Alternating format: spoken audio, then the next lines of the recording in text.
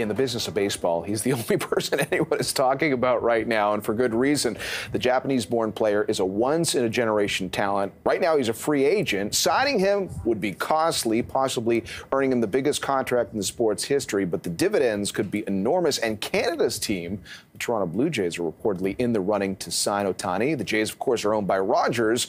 What would the economics behind such a signing look like? Well, Paul Bagnell often helps us cover the telecom sector, but in full disclosure, Paul is also one of the most passionate Jays fans we know, and he's been kind enough to join us here to talk about the dynamics at play. What do we know, Paul? When I first started talking about this with my baseball friends, John, I thought there was, and I argued with them, there is zero chance of this guy landing with the Blue Jays. That's the conservative Canadian sports fan. Yeah, and now, according to media reports, and we'll get to that in a moment, because this guy is super secretive and has made it clear he doesn't want leaks.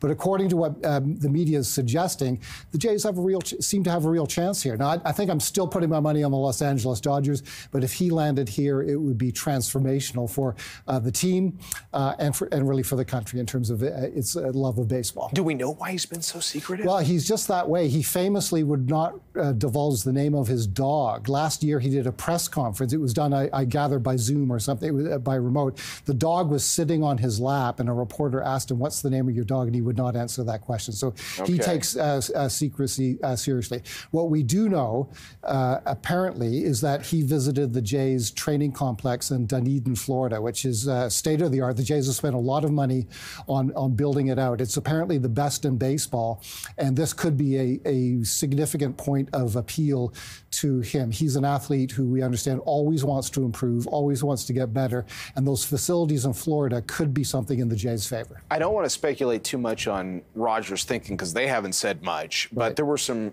stories written that suggested their NHL broadcast rights, that the big contract that they have, that the timing of how that plays out from here and the possible timing of signing Ohtani actually could be sort of a strategy for the company. The thinking is they overpaid for NHL rights about 10 years ago. There's, I think, 2 more years left to go there. Right. When that comes off the books, and that's a big assumption, the thinking is they would have more money with which to pay Ohtani. We also know, and Mark Shapiro, the president of the Blue Jays, has told us in interviews that the most significant revenue source to the Blue Jays is good old-fashioned ticket revenue. Yeah. And I think with Ohtani on board, you can bet this dome will be full for years. We only have about 15 seconds, but let's do a little case study. If you, the passionate Jays fan, knew that he was on the team, would you watch more games? Would you go to more games? Yes and yes.